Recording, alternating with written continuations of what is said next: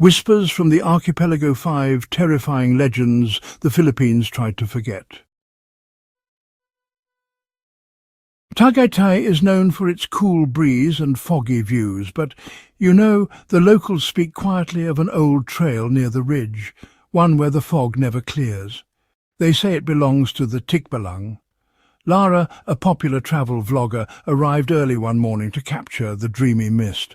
She wandered off the main path despite signs warning hikers not to.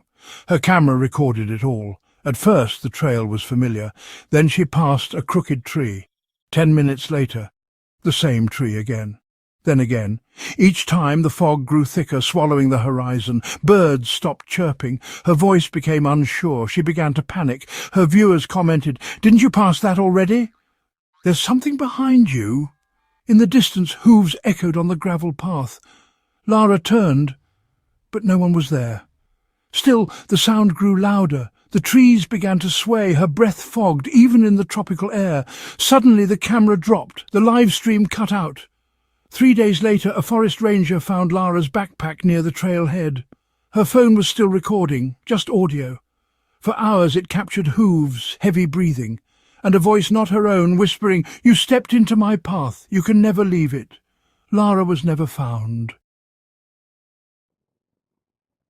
In the heart of Baguio stands the Laperal White House, its wooden frame cracked with age, its windows like hollow eyes. Many have passed its gates, hoping to glimpse the famed White Lady. Diego, a thrill-seeking content creator, decided to break in one rainy night. He filmed every step, the creaking stairs, the blood-red wallpaper, the eerie stillness. He reached the second floor where the maids' quarters used to be. The camera shook slightly as Diego whispered, "If there's anyone here, show yourself." A door behind him opened. Slow, deliberate, he turned. No one. Suddenly his face twisted on camera. "She's here, behind the walls." He stumbled into the attic. The footage shows a single rocking chair, moving on its own. Then static. 2 days later, Diego was found huddled in a fetal position on Session Road. His eyes were vacant, his fingernails torn. He never spoke again, but on his mirror at the hospital he scratched one word with a spoon: behind. Capiz has long been whispered as the home of the Aswang. But to young mothers, it's more than myth. Maria gave birth to a healthy baby boy in a nipper hut on the edge of town. Her mother warned her to keep garlic on the windows, salt at the corners, and oil in a bowl. Old ways to keep creatures away. Maria laughed it off.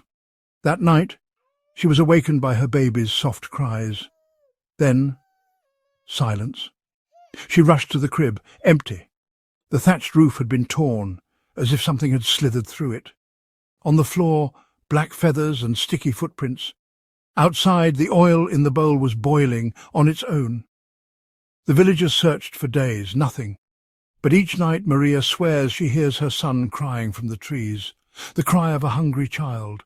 Her garden banana leaves never stop moving, even on windless nights. One evening, she found a rattle on her doorstep, handmade, old, slick with something warm. She picked it up.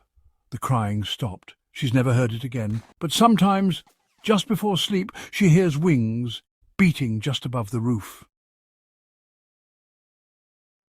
Liza was 7 months pregnant and glowing. She and her husband Ramon had moved to a quiet barangay in Iloilo, surrounded by fields and old stories. One such story was about the manananggal, a creature that split itself in half, growing wings at night to hunt pregnant women. Their neighbour, ailing Marta, insisted they hang garlic and sprinkle salt by the windows.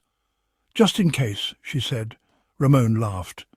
"We live in 2025, not the 1800s. One night, Liza awoke with a sharp pain in her belly. The power had gone out. The air felt too still. And then she heard it, flapping, like leathery wings scraping the sky. On the roof, something landed. Slow, heavy steps moved toward the window. Liza crawled to the crib and covered her belly. Suddenly, a slurping noise echoed from above, followed by a soft, gurgling moan. She screamed.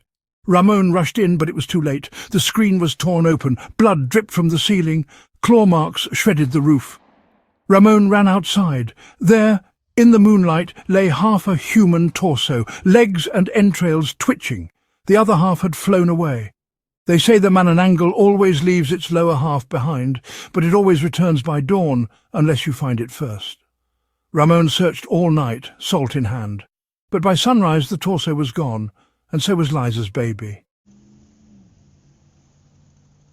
Mungberto had driven the Quiapo route for decades. Midnight rides were quiet, the city asleep. That night he was alone on España when a man flagged him down, a tall figure, face hidden by a wide salakot. Quiapo.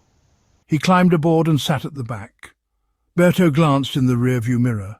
The seat was empty. Berto blinked, shook his head and kept driving. The man spoke again. "I haven't been home in a long time," Berto joked nervously. "Long trip?" Silence. "Stop at the old church." Berto knew the church had burned down years ago. Still he stopped. The man stepped off but didn't walk. He hovered. As he disappeared into the dark, Berto noticed something on the seat, an old Spanish coin, rusted, covered in ash. Suddenly the engine roared and the jeep sped forward on its own. Berto tried to brake. Nothing. The jeep swerved and slammed into an electric post. He was found alive, dazed, muttering he paid the fare with fire. No one ever saw the passenger again, but the coin. It melted in Berto's hand and left a brand of 3 digits, 1896. And so the whispers fade, but only for tonight. These legends, etched in the dark corners of forgotten towns, remain alive, in silence, in shadow, and perhaps in your dreams. If these stories stirred something in you, some old fear or a flicker of curiosity, then follow the trail deeper. Subscribe to Nocturne Whispers and step into the dark with us every week.